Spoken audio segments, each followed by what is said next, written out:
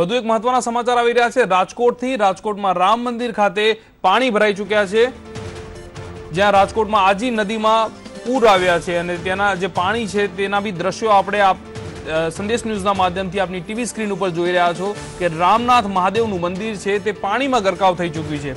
આજી નદી છે તે ગાંડી તૂર થઈ છે અને પરિણામે જે સ્થાનિક લોકો છે તે લોકો આ જે પાણી છે તેને જોવા માટે મંદિર ખાતે દોડી આવ્યા છે।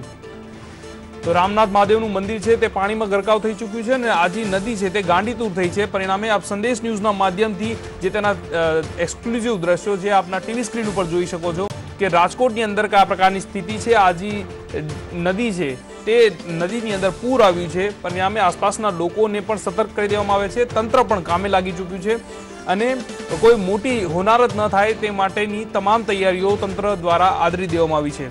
પરંતુ જે પ્રમાણે પાણી ગામની અંદર ફરી વળ્યા છે, આજી નદીની અંદર પૂર આવ્યું છે, ઉપરવાસમાં ભારે વરસાદને કારણે આજે નદીની અંદર પૂર આવ્યું છે અને રામનાથ મહાદેવનું મંદિર છે તે પાણીમાં ગરકાવ થઈ ચૂક્યું છે।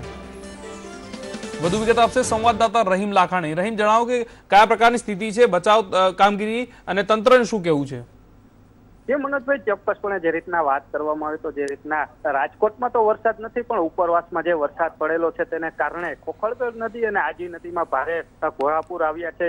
આજી નદીની જો વાત કરવામાં તો જંગલેશ્વર વિસ્તાર સહિતનો જે વિસ્તાર છે ત્યાં અત્યારે ફાયર બ્રિગેડની ટીમ પહોંચી હતી। નીચાણવાળા વિસ્તારો જે છે ત્યાંથી પબ્લિકને હાલ ખસેડવાની કામગીરી ચેક કરવામાં આવી છે, કોઈને ઇફેક્ટ થશે કે નહીં તેને લઈને તપાસ કરી છે। તો બીજી બાજુ જે રામનાથપુરા અને નવા થોરાળા વિસ્તારનો જે બેઠો પુલ છે તેના ઉપરથી પાણી ફરી વળ્યા છે, તેને લઈને થોરાળા પોલીસ સ્ટેશન અને બી ડિવિઝન પોલીસ સ્ટેશન દ્વારા બંને સાઈડથી પુલ બંધ કરી દેવામાં આવે છે। તો બીજી બાજુ રામનાથ મહાદેવનું મંદિર જે છે તે પાણીમાં સંપૂર્ણપણે ગરકાવ થઈ ગયું છે। લોકોની ભીડ ઉમટી પડી છે, તેને લઈને ચુસ્ત પોલીસ બંદોબસ્ત રાખવામાં આવ્યો છે, કારણ કે અચાનક જ એક વેહમાં પાણી આવ્યું છે તેને લઈને બંને સાઈડથી સુરક્ષા વ્યવસ્થાને લઈને ફાયર બ્રિગેડની ટીમ સતર્ક થઈ ગઈ છે। ફાયર બ્રિગેડની ટીમ પણ ઠેક ઠેકાણે હાલ ચકાસણી કરી રહી છે। જે નીચાણવાળા વિસ્તારો છે ત્યાં પાણી ભરાવાની સ્થિતિ કેવી છે તેને લઈને હાલ જે આજી નદી સંપૂર્ણપણે છે તે તપાસ શરૂ કરી દેવામાં આવી છે।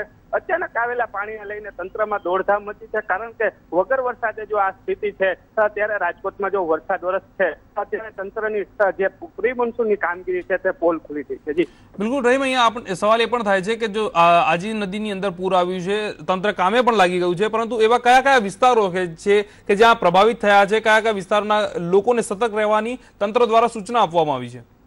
જી ચોક્કસપણે જે રામના જંગલેશ્વર વિસ્તાર છે, જંગલેશ્વર વિસ્તાર પછી જે નવા થોરાળા વિસ્તાર છે તેનો અમુક વિસ્તાર છે તે લોકો નદી કાંઠે રહેતા હોય છે। ત્યારબાદ જે બેડી નાકા વિસ્તાર છે ત્યાં પણ ગયા વર્ષે જે રીતના ભારે પૂરના કારણે પાણી ભર્યા હતા, લોકોના ઘરમાં પાણી ઘૂસ્યા હતા। ત્યારબાદ જે ભગવતીપરા વિસ્તાર છે અને ત્યારબાદ જે ગૌરીદળ અને બેટી વિસ્તાર છે ત્યાં પણ આ રીતના પાણી ત્યાં સુધી જાય છે। આ તમામ વિસ્તારોમાં પ્રભાવિત થાય તેવી સંભાવના સેવેલી છે। હાલ તંત્રએ મામલતદાર સહિતના તમામ લોકો છે તે કામે લાગ્યા છે। લોકોના નીચાણવાળા જે વિસ્તાર છે ત્યાં સતર્ક કરી દેવામાં છે, કારણ કે જે રીતના રાજકોટમાં છેલ્લા 4 દિવસથી વાદળો તો બંધાયા છે પણ વરસાદ નથી આવ્યો। આજ સમી સાંજથી ઝરમર વરસાદ શરૂ થયો છે, પરંતુ ઉપરવાસમાં જે ભારે વરસાદ પડ્યો છે 7 થી 8 ઇંચ જેવો વરસાદ વરસી ચૂક્યો છે, તેના કારણે આજે નદીમાં પૂર આવી ગયા છે। તેને લઈને હાલ સ્થિતિને લઈને તંત્ર કામે લાગ્યું છે। તમામ નીચાણવાળા વિસ્તારોમાં હાલ સર્ચ ચાલુ કરી દેવાનું છે। ક્યાં ક્યાં વિસ્તારો પ્રભાવિત થશે તેને ટાર્ગેટ રાખવામાં છે।